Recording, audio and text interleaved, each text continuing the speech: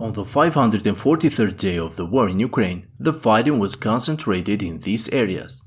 In Zaporizhzhia front, more confirmations came today over the advancement of the Ukrainian forces on many areas of the Robotyne sector. This time, pro-Russian sources admitted that Ukrainian forces advanced inside Robotyne as well as east of the settlement close to the main line of the Russian defense northwest of Verbove. Confirmations also came from the Ukrainian forces, which posted several videos on their Telegram channels confirming that they are operating inside the village. In this video, 3 M2 Bradley infantry fighting vehicles of the 47th Mechanized Brigade of the Ukrainian Army are seen advancing towards Robotyne from the northeast. Despite their previous reports about the failure of the Ukrainian offensive in Robotyne, today Russian sources acknowledge that the M2 Bradleys and other mechanized units of the Ukrainian army have already entered the settlement. The geolocated videos published by Ukrainian forces indicate that the Ukrainian armored units have been active for several days inside Robotyne.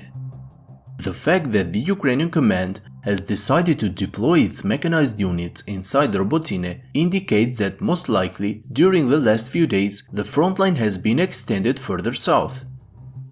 This confirms the previous reports from pro-Ukrainian sources who stated that the Ukrainian forces pushed south by taking control of the central area of Robotyne. Furthermore, today the Russian source Rybar clearly confirmed the advance of the Ukrainian forces east of Robotyne.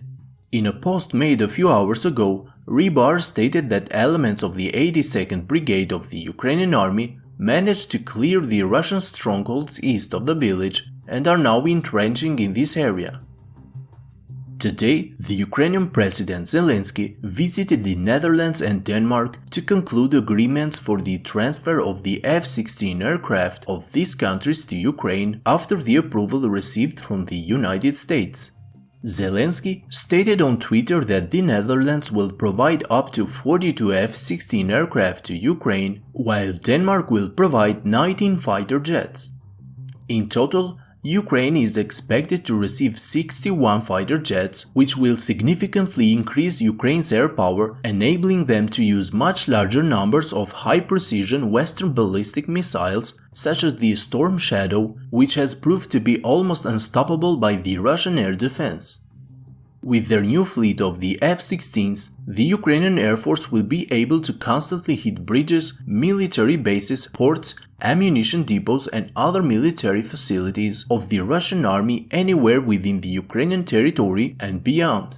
The Danish Prime Minister stated that the transfer of the aircraft could begin as early as the end of this year, with 6 jets expected to join the Ukrainian Air Force within 2023.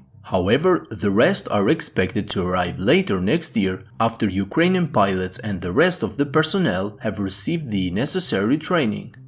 On Bakhmut front, pro-Ukrainian sources reported over an advance of the Ukrainian troops in the direction of Andriivka. Based on geolocated footage, Ukrainian presence has been detected north and south of Andriivka, which indicates that the Ukrainian forces may be conducting an offensive over the settlement. Footage published by Russian sources shows that the Russian artillery targeted an area near the Klishivka-Andriivka road, just 300 meters north of Andriivka. Also, the Russian forces hit a wide area in the field south of the village, which confirms the Ukrainian advance in this direction. In the direction of Klishivka, the news that I reported yesterday about the failure of the Russian forces to capture Ukrainian positions was confirmed today by Ukrainian forces who posted footage taken during the clashes in Klishivka. On the ground, Ukrainian sources reported that at least 2 Russian tanks, one of them a T-90M, were destroyed during the battles on this front. After yesterday's attack of a Ukrainian drone on the Soltsy airbase in Russia, today the Russian media published the images of the outcome of the attack. From the images, it looks like one of the Tu-22M3 bombers of the Russian Air Force has been completely destroyed. The Ukrainian drone reportedly traveled over 700 kilometers inside the Russian territory to carry out this attack. Friends, if you like my daily updates, I kindly ask you to hit the like and subscribe buttons, as this will greatly help the channel to reach a wider audience. That's all for today's update. Thank you to my Patreon supporters and have a great day.